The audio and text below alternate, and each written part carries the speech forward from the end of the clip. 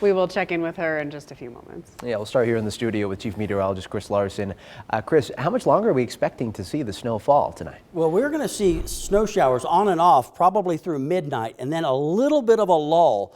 But we've got another round of heavy and steady snow for the mountains early into Tuesday morning, and that will likely linger into the afternoon. Go ahead, take that live look at our web camera this evening. Hard to make out much, but they are closed right now. I-80 going westbound at Gold Ranch. They are holding everybody up there. Some of those trucks are making their way off onto the exit and being turned around. We saw that a couple of weeks ago, and you can see that even the eastbound lanes coming into Reno right now in the Gold Ranch area are snow covered. So folks up in Somerset and Verdi, they're getting bonus snow this afternoon. And our current conditions, light snow in Reno, 35 degrees, winds are out of the west-northwest at 14 miles an hour, relative humidity at 85%. So we've got an area of low pressure spinning off the Northern California coastline. That is driving the precipitation that we have seen this afternoon. You can see Lander, Eureka County, and over towards Elko. Even some thunder and lightning in the last 10 or 15 minutes, northern Elko County and northern Lander County. And then as we zoom in a little bit closer here to the mountains, look at the lightning strikes there. Just an indication that we've got a very unsettled afternoon and evening ahead of us. Let's go ahead and take a look at our watches and advisories. Warnings up for the mountains until 11 p.m. on Tuesday, and we'll continue to see that winter weather advisory, for the Reno area, Carson City through at least 11 o'clock tonight, and then we'll watch to see whether that is extended. 35 degrees right now in Reno, 34 Carson City, 28 in Incline Village, and it's a breezy out there as well this evening, so we've got blowing snow in the mountains. Here's our futurecast at 7 p.m. We continue to see periods of snow here the next couple of hours.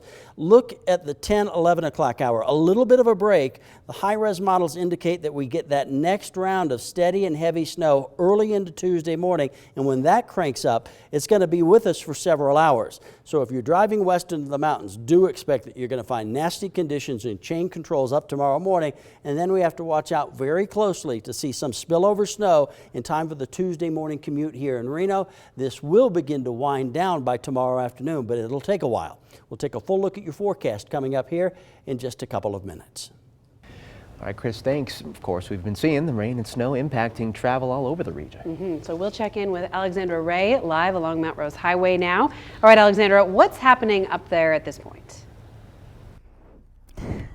Well, Ari, the wind is definitely whipping us around right now. It's a little less than it was when we were up the mountain, but the snow, as you can see, it's falling consistently. But I do want to give you a look at the roads. So right now, we can see that there's a bunch of snow all over the roads. It's truly just caked and covered in all this fresh snow. There are a lot of snow plows coming up and down, making sure that the roads do stay clear. But be aware when the wind picks up, like it did a few minutes right after our last live shot, we could not see one thing. The whiteout conditions were absolutely terrible. And the snow plows, like I said, they're coming back and forth, making sure it's safe. As you can see, there still are some cars up here. Chains are definitely recommended unless you have four-wheel drive. But we have been seeing people slipping and sliding. A lot of people are having a hard time driving up here from what we're seeing. On I-80, let's bring it back over there. Kind of what Chris was saying. Here's a look right now. He was saying that the road is closed, so we're going to stick with that. And then if you look over on California Highway Patrol, says there's multiple spinouts over Donner Summit, mostly because people are driving too fast for the weather. You also want to be careful on Valley roads too. We've been seeing the wet weather on and off, which has been leaving behind some slick roads in neighborhoods and along highways, especially this one. As you can see, the snow is just, again, caked on these roads, so you want to make sure you're being extra careful. We're even trudging through ankle-deep snow over here, so you can tell that it's a lot. And once the wind starts going, again, it will turn into whiteout conditions, and it's very hard to see. So drive safe if you are coming up here, and make sure you always check the road conditions. Covering Storm Watch live on Mount Rose Highway, I'm Alexandra Ray, Tunis, Nevada. All right, Alexandra, thank you.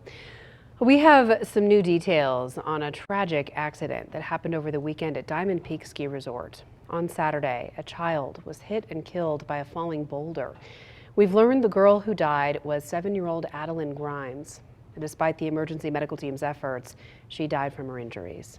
At the Incline Village General Improvement District and Diamond Peak Ski Resort say they have made support and counseling resources available to staff and others affected by the accident.